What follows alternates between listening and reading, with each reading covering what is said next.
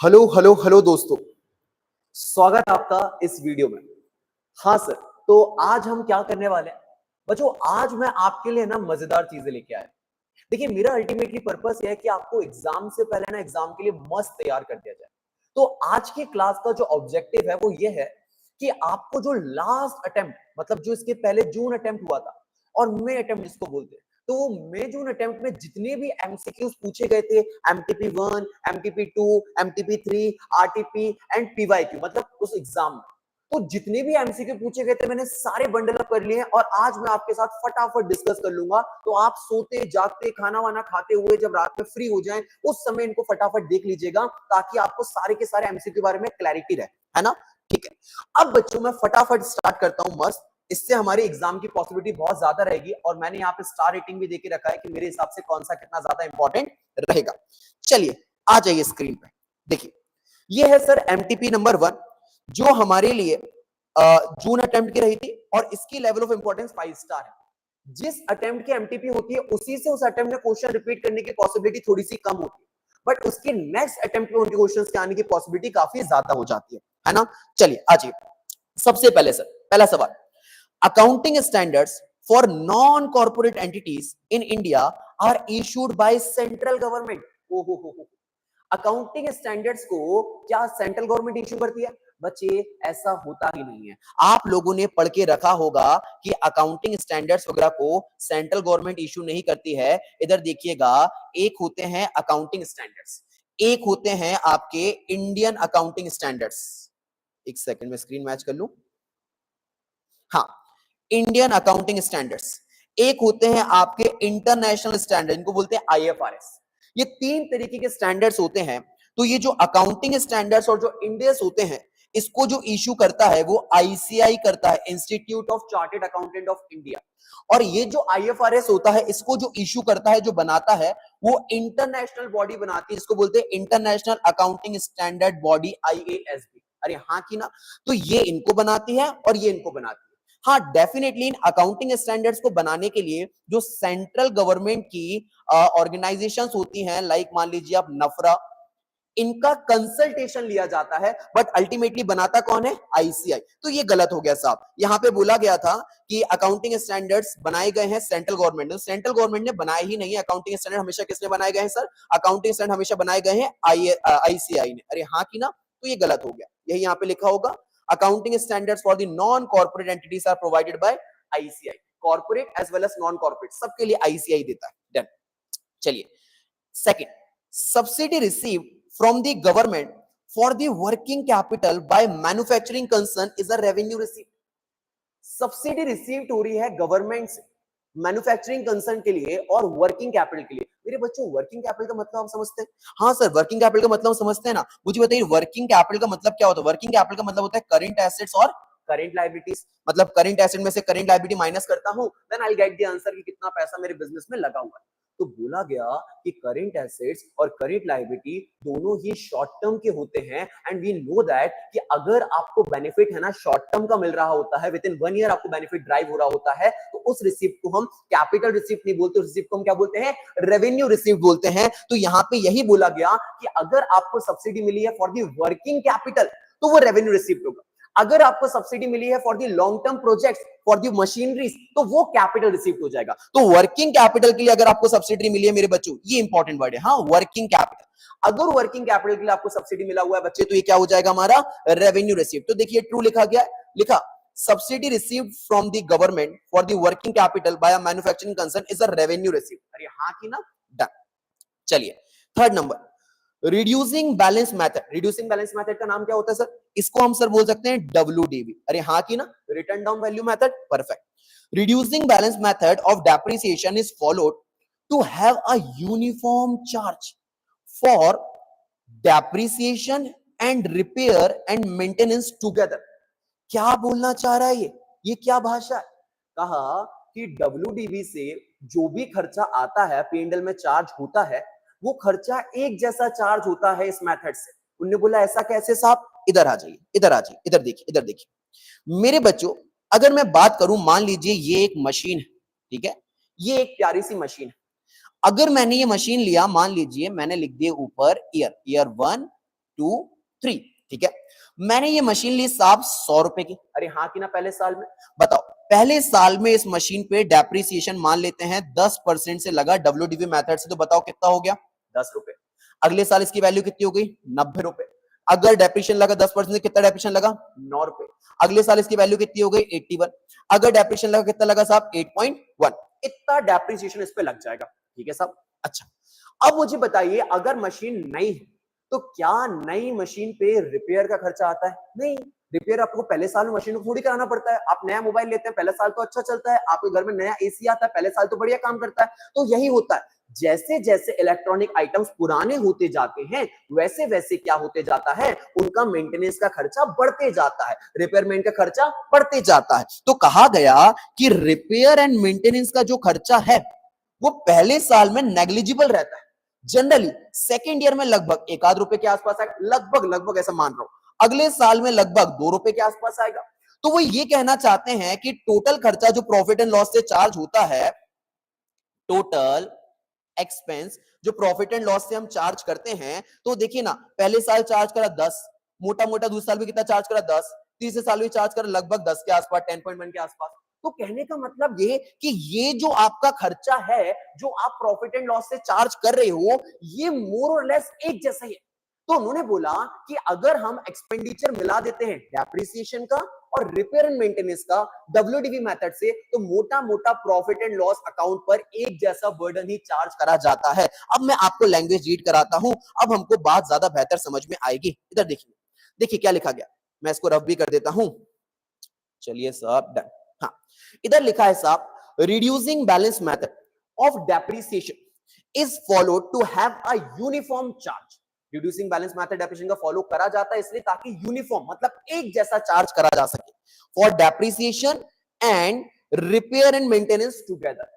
Depreciation पे और साथ ही साथ रिपेयर एंड मेंटेनेंस पे साथ साथ। अरे हाँ कि ना, तो रिपेयर एंड मेंटेनेंस और इनको मिला के जो टुगेदर है, इनका जो सम है, वो मोर और लेस एक जैसे ही चार्ज होता है। तो हाँ, सही बात है साहब, बिल्कुल सही बात है। हमने अभी भी प्रूव करा कि हाँ, मोर और लेस क्या होता है, लगभग लगभग उतना ही खर्चा चार्ज करा जाता है एक जैसा। हाँ, तो देखिए यहाँ लिखा है, यहाँ पूरा एक्सप्लेनेशन लिखा है, वेल एक्सप्लेनेशन, मैं पढ़ता हूँ आपके लिए अच्छे से। हाँ, लिखा, in the early periods of useful life of fixed assets, शुरुआती दिनों फिक्स्ड एसेट्स के, the repair and maintenance expense are relatively low. यही बात हमने करी थी। हाँ, द एसेट इज न्यू, क्योंकि एसेट नया है तो खर्चे कम है। ठीक है, whereas in later period the asset become old, asset पुराना हो गया, and repair and maintenance expenses increasing continuously, वहां पे खर्चे बढ़ गए हमारे। ठीक है साहब, under WDV method depreciation charge high at initial period. WDV method में क्या होता है, पहले साल डेप्रिसिएशन ज्यादा अमाउंट पे चार्ज होता है, अगले साल डेप्रिसिएशन कम अमाउंट पे चार्ज होता है, फिर अगले साल डेप्रिसिएशन और कम अमाउंट पे चार्ज होता है। तो रिटर्न डाउन वैल्यू ना, हर साल वैल्यू रिटर्न डाउन होती जाती है और डेप्रिसिएशन कम कम चार्ज होते जाता है। तो यही लिखा गया कि depreciation charge high in initial period और फिर बाद में क्या होता जाता है, रिड्यूस कंटिन्यूअसली इन लेटर पीरियड। डन। तो 10 इसलिए बोला कि यहां से डेप्रिसिएशन का चार्ज क्या होते जा रहा है, कम होते जा रहा है, और यहां से रिपेयर मेंटेनेंस का चार्ज क्या होता रहा है, बढ़ते जा रहा है। तो कहने का मतलब मोर और लेस क्या हो रहा है, दोनों के चार्जेस को अगर टोटल कर दो तो एक जैसा चार्ज ही प्रॉफिट लॉस से चार्ज करा जा रहा है। तो यही लिखा है कि depreciation repair maintenance expenses become more और less uniform throughout the useful life of asset. अरे हाँ कि ना साहब, सर इतना टेक्निकल लैंग्वेज लिखना पड़ेगा क्या? अरे इतना टेक्निकल लिखने का जरूरत नहीं है, थोड़ा सा अच्छा लिख दोगे काम हो जाएगा। चलो आज इसके बाद अगला पॉइंट। ठीक है, discount at the time of retirement of bill is gain for the ड्रॉई। ओहो बच्चे, ड्रॉअर कौन होता है? सर एक ड्रॉअर हो गया, एक ड्रॉई हो गया। ड्रॉअर बिल बनाता है, ड्रॉई बिल एक्सेप्ट करता है। ठीक है, तो मान लीजिए कि मैंने जाके कहीं से सामान खरीदा, तो अगर मैंने जाके कहीं से सामान खरीदा और मैंने बोला कि sir I will make the payment after period of 3 months, 3 महीने के बाद आपको पैसा दे दूंगा। डन। अब मैंने साहब सामने वाले को कागज पे लिख के दे दिया, मैं ड्रॉई बन गया, मैंने एक्सेप्ट कर लिया। डन। अब बच्चे, मेरे पास पैसा कहीं से आ गया, अगर मैं 1 महीने के बाद ही जाके उसको पेमेंट कर दूंगा, तो बताओ मुझे क्या मेरे को कोई फायदा मिलेगा? डेफिनेटली मिलेगा बच्चे। 2 महीने जो मैंने पहले पेमेंट करा है, उस पीरियड का मुझे डिस्काउंट का बेनिफिट मिल जाएगा, उस पीरियड का अमाउंट का डिस्काउंट मुझे मिल जाएगा। अरे हाँ की ना, डन। तो डेफिनेटली ये क्या होगा, गेन होगा। ठीक है, तो बोला गया क्या क्या गेन है ड्रॉई के लिए? हाँ, तो डिस्काउंट को अगर आप रिटायर करवा लेते हो, रिटायरमेंट का मतलब बिफोर द टाइम पेमेंट करना, तो अगर आप रिटायरमेंट करा लेते हो बिल का, तो आपको फिर साहब क्या हो जाता है, गेन हो जाता है। तो discount at the time of retirement मतलब बिफोर द ड्यू डेट आपने पेमेंट कर दिया of the bill is gain for the drawee and loss for the drawer. ठीक है, business of partnership comes to an end of the partners. नहीं नहीं नहीं नहीं, लिखा है क्या पार्टनरशिप का बिजनेस खत्म हो जाता है जब पार्टनर खत्म होता है? नहीं यार, आपने देखा है it can be a ground, but जरूरी नहीं है साहब कि बिजनेस खत्म हो जाए किसी पार्टनर के जाने से। आप लोगों ने पूरी 12th में चैप्टर पढ़ा डेथ ऑफ पार्टनर, आपने पूरे के पूरे सी फाउंडेशन में चैप्टर पढ़ा डेथ ऑफ पार्टनर, वहां पे पार्टनर की डेथ होती है तो क्या हम बिजनेस खत्म कर देते हैं? नहीं सर, उसके लीगल रिप्रेजेंटेटिव को अपन पैसा देते हैं और बाकी के पार्टनर्स बिजनेस को कंटिन्यू करते हैं। तो it can be a ground but it is not the necessary कि कोई पार्टनर जाए और बिजनेस खत्म हो जाए, बाकी पार्टनर चाहे तो बिजनेस को चला सकते हैं। तो देखिए यहां लिखा है फॉल्स, ठीक है। सर्वाइविंग पार्टनर मतलब remaining partner may continue to carry on the business in case of partnership. Okay, done. Sixth, receipt and payment account highlights total income and expenditures. गलत बात, गलत बात। रिसीप्ट एंड पेमेंट अकाउंट किस लिए बनाया जाता था बच्चे? रिसीप्ट एंड पेमेंट अकाउंट बनाया जाता था जितना पैसा रिसीव हुआ वो लिख दीजिए, जितना पैसा पे हुआ वो लिख दीजिए, मतलब उसमें receipts of money and payment of money आता था बस। इनकम एंड एक्सपेंडिचर तो सेकंड खाता होता था ना, वो तो एक अलग से अकाउंट होता था। तो यहां लिखा receipt and payment account highlight करता है टोटल इनकम टोटल एक्सपेंडिचर को? नहीं, ये हाईलाइट करता है total income, sorry, total receipt and total payment. तो टोटल रिसीव्ड और टोटल पेमेंट को ये हाईलाइट करता है और किसी चीज को हाईलाइट नहीं करता, तो ये गलत है ना? ठीक है, received and payments account is classified summary of cash receiveds and cash payments, बिल्कुल सही बात है। Over a certain period together with cash and bank balance at the beginning and the close of period. अरे हाँ की ना, तो वो सिर्फ इतना बताता है कि शुरुआत में कितना कैश का पैसा था आपके पास, कितना पैसे का लेन देन हुआ, क्लोजिंग में कितना पैसा बचा। इनकम एंड एक्सपेंडिचर नहीं बताता, total received and total payment बताता है। डन। तो एमटीपी 1 के पूरे क्वेश्चन कवर हो गए साहब। आ जाइए एमटीपी नंबर 2 की बात करते हैं बच्चे। डन, ठीक है। अगेन जून अटेम्प्ट का है, 5 स्टार टॉपिक है, सारा बच्चा देखिएगा ध्यान से। हाँ, क्वेश्चन पहला वाला, insurance claim received on account of plant and machinery completely damage by fire is a capital received. ओहो सर, क्या लिखा है? कहा इंश्योरेंस क्लेम का पैसा मिल रहा है, मशीन कंप्लीटली डैमेज हो गई है, क्या ये कैपिटल रिसीव्ड है? मेरे बच्चों इधर देखिएगा, इधर देखिएगा, मुझे एक बात बताइए। मान लीजिए साहब कि ये है हमारी फैक्ट्री प्रीमाइसेस, इस फैक्ट्री प्रीमाइसेस में ये रखी है हमारी बड़ी बड़ी इंपॉर्टेंट मशीन्स, ठीक है। हमारे यहाँ पे कुछ भी अनहोनी हो गई, एक अननेचुरल एक्टिविटी हो गई, और जिसकी वजह से क्या हो गई, ये पूरी की पूरी जो मशीन्स है ना, ये कंप्लीटली, वहां लिखा है कंप्लीटली मतलब हैवी डैमेज, हाँ कंप्लीटली डैमेज हो गई, मतलब एकदम बोल सकते हो कि डिस्ट्रॉय ही हो गई साहब। बिल्कुल सही बात है साहब। अब बच्चे क्या होगा कि हमने इसका इंश्योरेंस करा के रखा होगा, तो हमको इंश्योरेंस कंपनी क्या देगी बच्चे? इंश्योरेंस क्लेम देगी। अब ये जो हमको इंश्योरेंस क्लेम का पैसा दे रही है, मुझे बस इतने सवाल का जवाब दे दीजिए, ये इंश्योरेंस क्लेम का पैसा आपको रेगुलर मिलेगा या आपको एक बार दो बार मिला करेगा? सर ये एक बार दो बार मिला करेगा। तो मेरा सिंपल सवाल कि ये रिकरिंग है या ये नॉन रिकरिंग है? तो सर बड़ी सिंपल सवाल का सिंपल जवाब कि ये नॉन रिकरिंग एक्टिविटी है। रिकरिंग का मतलब रेगुलर, नॉन रिकरिंग का मतलब इररेगुलर। तो सर ये इररेगुलर एक्टिविटी है, ये रिकरिंग नहीं है। तो रिकरिंग अगर होता तो हम इसको रेवेन्यू रिसीप्ट मानते, और क्योंकि नॉन रिकरिंग है, कभी कभी ऐसा सिचुएशन क्रिएट होता है और बहुत रेयर होता है और लंबे समय के लिए पैसा मिलता है, तो इसीलिए इसको कैसे क्लासिफाई करा गया है? इसको कैपिटल रिसीप्ट ही माना जाएगा। एक इंपॉर्टेंट क्वेश्चन है ये, ठीक है। डन, ठीक है साहब। तो इधर पे आ जाइए, कहां गया क्वेश्चन? ये रहा। तो ये सही बात है, कैपिटल रिसीव्ड अगर ट्रीट करा गया है तो ये सही ट्रीटमेंट है। यहां लिखा है insurance claim received on the account of plant machinery completely damage by fire is capital received. अरे हाँ की ना? फिर लिखा है क्योंकि ये नॉर्मल बिजनेस एक्टिविटी का हिस्सा नहीं है, मतलब रिकरिंग नहीं है। Okay done. चलिए फिर in the balance sheet of Angel Limited, वायर एंजल लिमिटेड दोस्तों, है ना, preliminary expenses amounted to rupees 15 lakh. Preliminary expense मतलब बिफोर इनकॉर्पोरेशन खर्चे, कंपनी का जन्म होने से पहले के खर्चे 15 लाख रुपए के। And the security premium account is 105 lakh. ये बहुत फेमस क्वेश्चन इनका, है ना। सिक्योरिटी प्रीमियम अकाउंट कितने का? 105 लाख का, और 15 लाख के आपके प्रिलिमिनरी एक्सपेंसेस है। The accountant can use the balance of security premium account to write off the preliminary expenses। वो पूछ रहा है सिक्योरिटी प्रीमियम रिजर्व में 105 लाख रुपए रखे हैं, प्रीलिमिनरी एक्सपेंसेस 15 लाख का है, क्या हम प्रीमियम रिजर्व की गुल्लक का इस्तेमाल कर सकते हैं राइट ऑफ करने के लिए प्रीमियम एक्सपेंसेस को? तो मेरे बच्चे अगर आपको याद हो तो क्या लिखा गया? लिखा गया है कि सिक्योरिटी प्रीमियम रिजर्व एक one of the specific reserve है, and we can use the amount of security premium reserve for the specific purposes. Specific purposes अगर आपको याद हो तो कितने पर्पस होते हैं बेटा? 5। पहला पर्पस क्या होता sir? To write off the preliminary expenses.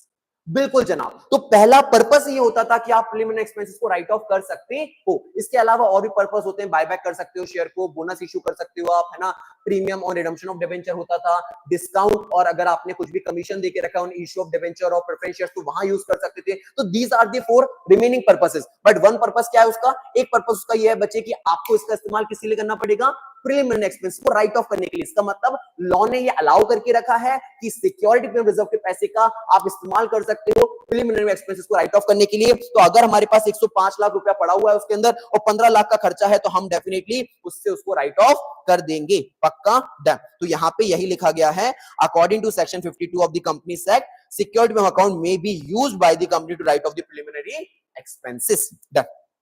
चलिए फिर, in case of admission of new partner in a partnership firm, partnership firm में नया पार्टनर आ रहा है बच्चे, the profit and loss on revaluation account is transferred to all partner।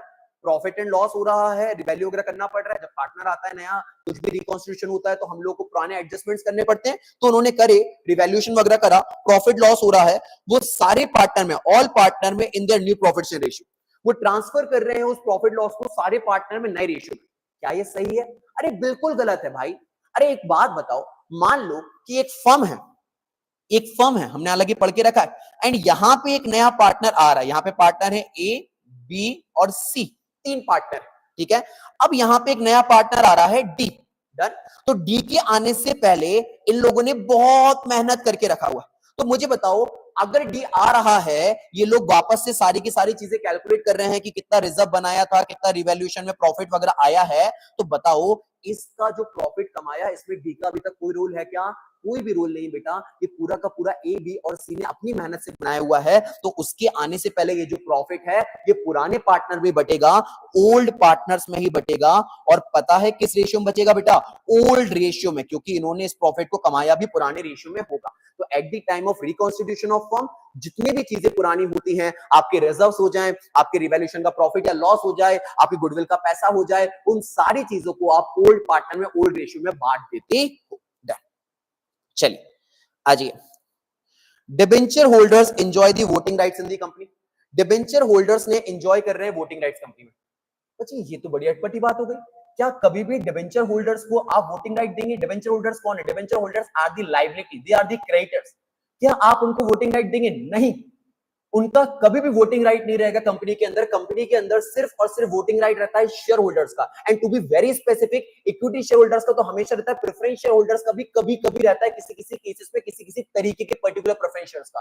तो यहाँ पे शेयर होल्डर्स का वोटिंग राइट रहता है, डिबेंचर होल्डर्स का कभी वोटिंग राइट नहीं रहता है। तो debenture holder enjoy the voting right? नहीं, फॉल्स, ये कभी एंजॉय नहीं करेंगे, ठीक है। Debenture holder does not enjoy the voting rights in company, he is only the creditor of the company. Creditor की जगह यहाँ पे और लायबिलिटी लिख दो, है ना, liability of the company, done सा, ठीक है। अच्छा ये जो पीडीएफ है ये आपको मिल जाएगा टेलीग्राम ग्रुप पे, लिंक मैंने शेयर करके रखा हुआ है। मैं सारे के सारे कंबाइन करते जा रहा हूं एमसीक्यूज, ताकि हमारी प्रिपरेशन मस्त बनी रहे सब, डन। आ जाइए फिर, the financial statement must disclose all the relevant and reliable information in accordance with the full disclosure principle। ठीक है, तो सही बात है, लिखा है फाइनेंशियल स्टेटमेंट को डिस्क्लोज करनी पड़ेगी सारी इंफॉर्मेशन, सारी की सारी रिलायबल और सारी की सारी relevant information full disclosure principle के हिसाब से। फुल डिस्क्लोजर प्रिंसिपल क्या बोलता है? फुल डिस्क्लोजर प्रिंसिपल ये बोलता है बच्चे कि हर एक कंपनी को अपनी सारी चीजों को डिस्क्लोज करना चाहिए, ऐसी सारी चीजें जिससे सामने वाले का डिसीजन चेंज हो सकता है, वो सारी की सारी चीजों को डिस्क्लोज करके आपको काम करना चाहिए। जैसे बच्चे मान लीजिए कि कोई भी इंसान है ना शादी के लिए है ना रिश्ता देखने गए, तो रिश्ता देखने जब जाते हैं तो हम उनके बारे में पूरी छानबीन करते हैं, हाँ, और हम उम्मीद करते हैं कि हमको सारी की सारी जानकारी पता चल जाए। अब मान लो बेटा कि किसी की शादी हो गई, ए की बी से, ए जो लड़का है उसको रात को भूत आता, अब बेटा शादी तो बैंड बज जाएगी फिर। तो बोला गया कि जितनी भी इंफॉर्मेशन हैं जो है ना यूजर मतलब सामने वाली पार्टी का डिसीजन को इंपैक्ट कर सकती हैं, उन सारी चीजों का डिस्क्लोजर मैंडेटरी होता है as per the full disclosure principal. तो एकदम सही बात लिखी है कि फाइनेंशियल स्टेटमेंट के अंदर सारी रिलेवेंट और सारी रिलायबल इंफॉर्मेशन को आपको डिस्क्लोज करना चाहिए, और ऐसा किसने कहा है? फुल डिस्क्लोजर प्रिंसिपल ने कहा है। तो एकदम सही बात है साहब, एकदम सही बात, इसको इतना ही रखते हैं, है ना, ठीक है। Debit note issued are used to prepare sales return book. अच्छा हाँ, debit notes issued are used to prepare sales return book. बोल रहे हैं सेल्स रिटर्न के लिए डेबिट नोट इशू हो रहा है। आप लोगों ने पढ़ के रखा होगा बच्चे, है ना। मैं अभी क्विकली बताता हूं, बट इधर देखिए, दो रिटर्न होते हैं, एक होता है सेल्स रिटर्न, एक होता है परचेज रिटर्न। ये मैंने लिख दिया, ठीक है। डेबिट नोट हमेशा जो होता है वो परचेज रिटर्न के लिए यूज करा जाता है। किसके लिए यूज करा जाता है बेटा? परचेज रिटर्न के लिए। सेल्स रिटर्न के लिए क्या यूज करा जाता है बेटे? क्रेडिट नोट, है ना। मैं ये बेसिक का वीडियो भी डालने वाला हूं, तो उसमें आपको और डिटेल में समझाऊंगा कि होते क्या है, बट ठीक है, अभी मैं एमसीक्यू डिस्कस कर रहा हूं तो इतना ही रखता हूं। सेल्स रिटर्न में क्रेडिट नोट होता है, परचेज रिटर्न में डेबिट नोट होता है। तो इसको अगर याद रखने में परेशानी होती है कि किसमें कौन सा होता है, तो परचेज रिटर्न में डेबिट नोट होता है। इसको याद रख लो बेटा, दीपिका पादुकोण के नाम से। किससे? दीपिका पादुकोण, है ना। तो डीपी मतलब debit note for the purchase return. और दूसरा वाला जो है ऊपर वाला सेल्स रिटर्न में क्रेडिट नोट होता है, तो इसको याद रख लो बेटा सचिन के नाम से। किसके नाम से बेटा? सचिन, सचिन सचिन सचिन, हाँ एग्जैक्टली। तो यहाँ पे ये जो सेल्स रिटर्न है ना, तो सेल्स रिटर्न के अंदर क्रेडिट नोट होता है, ठीक है। इस बात को आपको याद ध्यान रखना पड़ेगा, ठीक है। डन, ऐसा क्वेश्चन बन सकता है। डन, एमटीपी 2 भी कवर हो गया। एमटीपी 3 के अंदर आता हूं मैं फटाफट, ठीक है। इधर देखिए again, subsidy received from the government for working capital by the manufacturing concern is a revenue received। अभी जस्ट डिस्कस करा, एमटीपी 1 एमटीपी 3 में ही रिपीटेड क्वेश्चंस आ गए। तो हाँ, मतलब नंबर ऑफ क्वेश्चन का बड़े लिमिटेड होते हैं, तो ऐसा बहुत देखा जाता है। तो इसलिए तो मैं बोल रहा हूँ कि आपके एग्जाम में भी रिपीटेड क्वेश्चंस आने की पॉसिबिलिटी बहुत बढ़ जाती है। तो बहुत पॉसिबल है कि इसी में से क्वेश्चंस आपके एग्जाम में आ जाए साहब, 2-3 आपको ट्रू फॉल्स मिल जाए, है ना, जो मैं सीरीज आपको चला रहा हूँ इनमें से, ठीक है। ठीक है, subsidy receive from the government for the working capital, हाँ ये वाला तो डिस्कस हो गया ऑलरेडी, ठीक है साहब। ये रेवेन्यू रिसीव्ड होता है, ठीक है साहब। फिर if the effect of error commitment cancel out, the error will be called compensating error and trial balance will disagree. ओ इधर देखिए सारा बच्चा क्या लिखा है, if the effect of error मतलब कुछ गलतियां हो गई हैं, बट उन गलतियों का जो इंपैक्ट आया है बुक्स में वो कैंसिल आउट हो गया। मतलब क्या हो गया कि जितने अमाउंट की डेबिट साइड गलती है उतनी अमाउंट की क्रेडिट साइड गलती होगी। फॉर एग्जांपल 200 रुपए का डेबिट साइड में बैलेंस गलत चढ़ा, तो 200 का क्रेडिट साइड में भी नहीं चढ़ा, दोनों जगह पे बैलेंस नहीं चढ़ा, तो 200 का ना डेबिट चढ़ा ना क्रेडिट चढ़ा। तो ये कंपनसेटिंग एरर्स होते हैं कि ऑटोमेटिकली क्या होगा, एरर्स बचे कंपनसेट हो गए। तो कंपनसेटिंग एरर है, बिल्कुल सही बात लिखा है कि कहां गया, रफ कर दो थोड़ा सा, मैंने ज्यादा चला दिया मार्कर। हाँ, तो यहाँ if the effect of error committed cancel out, ठीक है, जो भी एरर हुआ उसका इफेक्ट क्या हुआ, कैंसिल आउट हो गया, आपस में कैंसिल हो गया, ठीक है। The error will be called compensating error, उस एरर को क्या बोल देंगे, कंपनसेटिंग एरर, एकदम सही बात है सब। And the trial balance will disagree, नहीं नहीं नहीं नहीं, इस केस में ट्रायल बैलेंस डिसएग्री नहीं होगा बेटा, ट्रायल बैलेंस मिसमैच नहीं करेगा। क्यों? कंपनसेटिंग एरर का मतलब होता है जितने से डेबिट उतने से ही क्रेडिट, तो दोनों तरफ पे बराबर गलती हुई है, तो इस केस में क्या होगा, जो ट्रायल बैलेंस करेगा वो एग्री करेगा। सब चीजें सही है, बस ट्रायल बैलेंस क्या करना चाहिए, एग्री करना चाहिए। तो ये फॉल्स हो गया, अरे हाँ की ना। Again the financial statement must disclose all the relevant level information। अभी जस्ट मैंने बताया था फुल डिस्क्लोजर प्रिंसिपल वाला question, same question again repeat कर दिया उन्होंने, ठीक है साहब, मैं कह रहा हूं रिपीटेड होते हैं, ठीक है।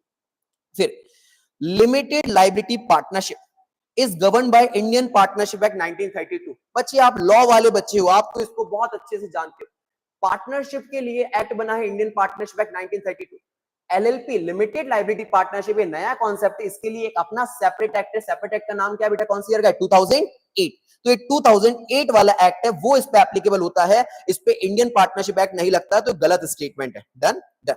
फिर nominal accounts are kept under single entry system. बच्चे आप वीडियोस देख रहे हो, सिंगल एंट्री के पढ़ा भी रहा था मैं अभी। तो सिंगल एंट्री सिस्टम के अंदर बोल रहे हैं नॉमिनल अकाउंट्स को जनरली बनाया जाता है।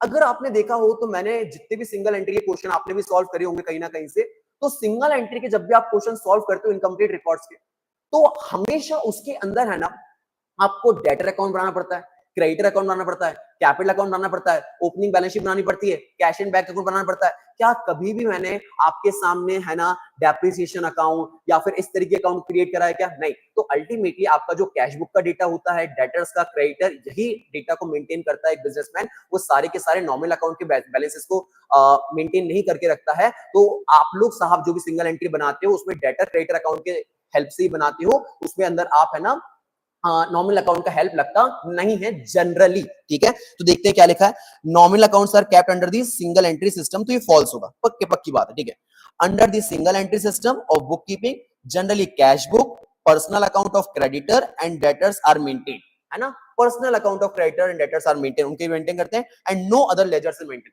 जनरली ऐसा होता है कि कोई और लेजर मेंटेन नहीं करे जाते हैं, है ना? बाकी बुक्स मेंटेन नहीं करी जाती. डन. फिर आ जाते हैं अ पर्सन होल्डिंग, एक सेकंड ना, a person holding preference shares of a company can not hold the equity share of the same company. ऐसा क्यों? गलत बात है. एक इंसान कुछ भी होल्ड कर सकता है, वो आपका प्रेफरेंस शेयर भी होल्ड कर सकता है, वो आपका इक्विटी शेयर भी होल्ड कर सकता है, वो आपका डिबेंचर होल्डर भी बन सकता है, कुछ भी बन सकता है. इसको लेके कोई रेस्ट्रिक्शन है नहीं लॉ के अंदर. तो a single person can be anything sir. वो सारी तरीके से आप इन्वेस्टमेंट कर सकता है. तो एक ही इंसान चाहे तो प्रेफरेंस शेयर होल्डर बन सकता है, प्लस वो इक्विटी शेयर होल्डर भी बन सकता है. वो दोनों तरीके के शेयर्स को होल्ड कर सकता है. तो person holding preference share holder of the company can not hold the equity share. गलत स्टेटमेंट है. He can hold equity as well as preference share, दोनों को होल्ड कर सकता है. डन. यहां तक खत्म हुई हमारी तीनों एमटीपीस. अब हम आते हैं साहब आगे की बात करते हैं आरटीपी की. फटाफट फटाफट जल्दी जल्दी करा रहा हूं. अगेन इसका भी लेवल ऑफ इंपॉर्टेंस 5 स्टार है. डन. चलिए आ जाइए.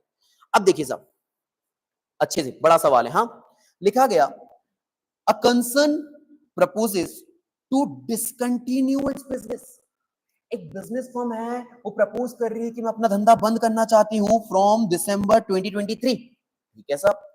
And decide to dispose of all its plant within a period of 3 months. और उन्होंने तय कर लिया है कि धंधा बंद करेंगे, 3 महीने के अंदर सारा एसेट बेच देंगे बेटे. सही बात है. The balance sheet as on 31st December 2023 should continue to indicate the plant and its historical cost. Oh, बोल रहे हैं कि एक फर्म है जो बंद होने वाली है बड़ी जल्दी, और 3 महीने के अंदर अंदर वो सारे एसेट्स को सेल करने का प्लान भी कर चुके हैं.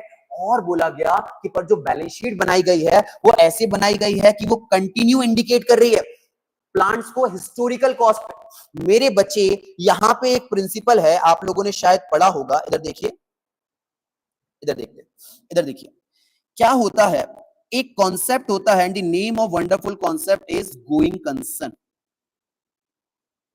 गोइंग कंसर्न क्या बोलता है कि अगर ये बिजनेस मानता है कि भाई साहब मैं चलता रहूंगा, तो वो क्या करेगा, अपनी सारी की सारी चीजों को है ना हिस्टोरिकल कॉस्ट पे रिकॉर्ड करता है. मतलब जो जिसका वैल्यू है उस पर रिकॉर्ड करता है. जैसे मैं ये मानता हूं कि मैं कल भी जिंदा रहूंगा, परसों भी जिंदा रहूंगा, इसीलिए हो सकता है कि मैं आज जाके कपड़े खरीद लूं, आज जाके पेन खरीद लूं, मेरी जरूरतों की चीजों को मैं खरीदता चलूं, नॉर्मल तरीके से ऑपरेट करूं. तो यहां पे ये करा गया कि if the business is follow the concept of going concern, तो वो ये मान के चलता है कि उसके सारी की सारी चीजें जिंदा रहेंगी, तो वो अपने सारे एसेट्स को जो उसकी रियल वैल्यू जिसपे उसने खरीदा होता है उसी वैल्यू को उसको रिकॉर्ड करके चलता रहता है. ठीक है साहब, और कोई दिक्कत भी नहीं है. पर अगर किसी बिजनेस ने डिसाइड कर लिया कि हम डिस्पोज ऑफ होना चाहते हैं, हम वाइंड अप होना चाहते हैं, अल्टीमेटली हम बंद होना चाहते हैं, तो अगर कोई बिजनेस ये तय कर चुका है कि बंद होना चाहता है, मतलब वो मरना चाहता है बच्चे, तो फिर उसके जो सारे के सारे एसेट्स और लायबिलिटीज हैं जो हिस्टोरिकल कॉस्ट पे थे, वो उस पे रिकॉर्ड ना करते हुए उसको पता है किस पे रिकॉर्ड करना पड़ेगा, उसको रिकॉर्ड करना पड़ेगा मेरे बच्चे रियलाइजेबल वैल्यू. किस पे करना पड़ेगा? Realisable value. Logic is very simple sir, कि आप अपने बिजनेस को खत्म कर रहे हो इस समय, तो दुनिया को सच बताओ कि आपके एसेट की वैल्यू क्या है, हकीकत में उसकी वैल्यू क्या है, एंड सही वैल्यू पे अपने एसेट्स को वहां पे लिखो ताकि पता चल सके. रियलाइजेबल वैल्यू का मतलब क्या होता है? कितना वैल्यू रियलाइज करने के बाद मिलेगा. तो कितना वैल्यू आपको मिल पाएगा, इसका आप सही से यहां पे जवाब दे दीजिए. तो ये कहा गया रियलाइजेबल वैल्यू पे इसको रिकॉर्ड करना पड़ता है, एंड ये रियलाइजेबल वैल्यू का प्रिंसिपल होता है. ठीक है, as the asset will disposed of after the balance sheet date. तो देखिए गलत हो गया इनका. If the fundamental accounting assumption of going concern is not followed, मतलब आपका गोइंग कंसर्न नहीं चल रहा है, the assets and liability should be stated at realizable value, not the historical cost. Okay, done. ठीक है. The sales books is kept to record both cash and credit sale. नहीं नहीं नहीं नहीं, आपको याद है सेल्स बुक क्या होता है? हाँ, आपके पास एक चैप्टर है, इसका नाम है सब्सिडरी बुक्स. आप बहुत सारी सब्सिडरी बुक बनाते हैं. आप सबसे पहले कैश बुक बनाते हैं, है ना? Single column cash book, double column cash book, triple column cash book. हाँ साहब. फिर इसके साथ साथ आप क्या करते हैं साहब? बहुत सारी सब्सिडरी बुक्स और बनाते हैं. जैसे क्या हो गया साहब? क्या आप सेल्स बुक बनाते हो, आप परचेज बुक बनाते हो, आप बिल्स रिसीवेबल बुक्स बनाते हो, आप बिल्स पेबल बुक बनाते हो, आप डेटर बुक बनाते हो, क्रेडिटर बुक बनाते हो. आप ये कुछ किताबें मेंटेन करते हो. ठीक है बच्चे, मुझे बताओ, अगर मैंने कैश बुक बनाई है, क्या बनाई है साहब? Cash book. और साथ ही साथ यहां पे मैंने सेल्स बुक बनाई। पर्पस क्या है कि मैं ट्रांजेक्शन नोट कर सकूं। तो कैश बुक में सारे कैश ट्रांजेक्शन आ जाते हैं। तो जितने भी बचे कैश सेल है, कैश परचेज है, वो तो ऑलरेडी किस बुक में आ चुकी है, कैश बुक में। तो उसको वापस से रिकॉर्ड करने का क्या फायदा। तो ये जो सेल्स बुक बनती है और ये जो परचेज बुक बनती है, इसके अंदर कभी भी हम कैश की सेल्स और कैश की परचेज को रिकॉर्ड नहीं करते। इसके अंदर हमेशा हम क्रेडिट सेल और क्रेडिट परचेज को रिकॉर्ड करते हैं। अरे हाँ कि ना, डन। तो यहां लिखा गया है कि सेल्स बुक के अंदर दोनों लिखा है, कैश और क्रेडिट सेल दोनों रिकॉर्ड करी जाती है। नहीं साहब, सेल्स बुक के अंदर सिर्फ और सिर्फ कौन सी सेल रिकॉर्ड करी जाती है, क्रेडिट सेल रिकॉर्ड करी जाती हैं। बिल्कुल सही साहब। चलो, bank reconciliation statement is prepare to arrive at the bank balance. नहीं नहीं नहीं नहीं नहीं, कह रहे हैं बैंक रिकंसिलिएशन स्टेटमेंट हम इसलिए बनाते हैं ताकि हम बैंक बैलेंस तक पहुंच सके। अरे भाई साहब, बैंक बैलेंस तक आप पहुंचना आपके लिए इंपॉर्टेंट नहीं है। आपके लिए ये इंपॉर्टेंट है रिकंसिलिएशन बना के आइडेंटिफाई करना कि वो क्या वजह थी जिसकी वजह से आपका बैंक का बैलेंस और आपकी कैश बुक का बैलेंस मैच नहीं हो पाया। तो what you need to do, you have to identify the reasons behind the mismatch. अरे हाँ कि ना। तो यहां पे रिकंसिलिएशन बनाने का हमारा पर्पस हमेशा ये होता है कि हम ये आइडेंटिफाई कर सके कि वो क्या क्या वजह रह गई जिसकी वजह से हमारी बैंक बुक और हमारी जो कैश बुक है ये दोनों की दोनों एक जैसी नहीं है, इनके बीच में मिसमैच है। अरे हाँ कि ना, डन। तो ये फॉल्स है। Bank reconciliation statement is prepare to reconcile and explain the causes of difference. अरे हाँ कि ना, वो रीजंस ऑफ डिफरेंसेस को बताने के लिए बनाई जाती है। पक्की बात है, डन। ठीक है। फिर damage inventory should be valued at cost और market price whichever is lower. सुना सुना लग रहा है कि हाँ, डैमेज इन्वेंट्रीज हैं, मैटर नहीं करता। डैमेज इन्वेंट्री कंफ्यूज करने के डैमेज इन्वेंट्री बोल के रखा हुआ है आपको। ठीक है, कोई भी इन्वेंट्री, किसी भी तरह की इन्वेंट्री, अगर इन्वेंट्री को वैल्यू कर रहे हो तो हमेशा हमने सिर्फ एक ही प्रिंसिपल पढ़ा है चैप्टर के अंदर। अगर आप इन्वेंट्री को वैल्यू कर रहे हो तो कभी मार्केट प्राइस का तो नाम ही नहीं सुना। हमेशा वैल्यू किस पे करा जाता है, कॉस्ट और NRV, net realisable value, whichever is lower. तो यहाँ पे मार्केट प्राइस की जगह क्या आ जाएगा, एनआरवी, फिर उसको वैल्यू कर लिया जाएगा। तो स्टेटमेंट क्या हो गया साहब, गलत। Damage inventory should be valued at NRV, है ना, डन। फिर लिखा है reducing balance method. Reducing balance method again क्या है साहब, WDV of depreciation is followed to have a uniform charge. Same है क्या, for depreciation repairment maintenance together. ये वही क्वेश्चन रिपीटेड जो आगे सॉल्व करके रखा हुआ हमने। कौन सा क्वेश्चन वाला, अरे डब्ल्यूडीवी वाला जो मैंने समझाया था सेकंड थर्ड नंबर पे, कि डब्ल्यूडीवी की वजह से क्या होता है साहब, कि आपके एसेट की वैल्यू कम होती जाती है, डेप्रिशिएट होता जाता है ज्यादा अमाउंट से, और यहां से रिपेयर मेंटेनेंस बढ़ता जाता है। तो वो वाला जो ऊपर मैंने एग्जांपल समझाया, सॉरी ट्रू फॉल्स समझाया था, वही है सेम टू सेम। ठीक है, डन। फिर discount at the time of retirement of bill, again repeated साहब। रिटायरमेंट ऑफ बिल के समय पे अगर आपको डिस्काउंट दिया गया है, सॉरी अगर आपने रिटायरमेंट कर लिया बिल का, ड्रॉई ने मतलब टाइम से पहले जाके पेमेंट कर दिया, तो भाई उसको डिस्काउंट मिल जाता है और उसका फायदा उसको हो जाता है, उसके लिए गेन होता है। अरे हाँ कि ना, ये तो क्वेश्चन पढ़ के मुझे याद आ गया जस्ट। ठीक है, फिर a withdrawal of cash from the business by the proprietor for personal use should be charge to profit and loss account as an expense. Very good sir. कहा कि विड्रॉल ऑफ कैश मतलब कि businessman ने पैसा निकाला from the business, ठीक है, फिर फॉर पर्सनल यूज, क्यों निकाला, पर्सनल यूज के लिए, should be charge to profit loss account, उसको चार्ज कर लिया है प्रॉफिट लॉस अकाउंट से खर्चे की तरह। अरे भाई उसका पैसा, उसने पैसा निकाला, इसको हम प्रॉफिट एंड लॉस से चार्ज नहीं करते, खर्चा नहीं, ये ड्राइंग से, और ड्राइंग से कहां से चार्ज करते हैं, कैपिटल अकाउंट से चार्ज नहीं करते, कैपिटल अकाउंट से निकाल लेते हैं, डेबिट कर लेते हैं। तो ये कैश विड्रॉल है, इसको पर्सनल, इसको ड्राइंग कहा जाता है। अरे हाँ कि ना, ये रहा, इसको P&L से चार्ज नहीं करा जाता, इसको प्रोप्राइटर की कैपिटल से निकाला जाता है। पक्का, डन। तो ये फॉल्स। चलो फिर in case of admission of new partner partnership firm, the profit and loss on revaluation, नया पार्टनर आ रहा है, प्रॉफिट या लॉस ऑन रिवैल्यूएशन में is transfer to all the partners in new profit sharing ratio. मुझे बताओ क्या उसको नए रेशियो में बांट दिया जाएगा, नहीं, ओल्ड पार्टनर में ओल्ड रेशियो में बांटा जाएगा। रिपीटेड क्वेश्चन अभी जस्ट सॉल्व कर चुका है। ठीक है, ठीक है। फिर अगला, where a non profit organization NPO separate trading activity, एक NPO है and they are doing separate trading activity also. मतलब मान लीजिए कि जैसे कि एनपीओ मैंने बोला कि मान लीजिए कि स्कूल है, तो स्कूल ने क्या करके रखा है, एक ट्रेडिंग एक्टिविटी कर रहे हैं, they are also selling books outside the premise of school, है ना, तो बुक्स वगैरह भी बेच रहे हैं वहां से। ठीक है, तो एक सेपरेट ट्रेडिंग एक्टिविटी कर रहे हैं। The profit and loss from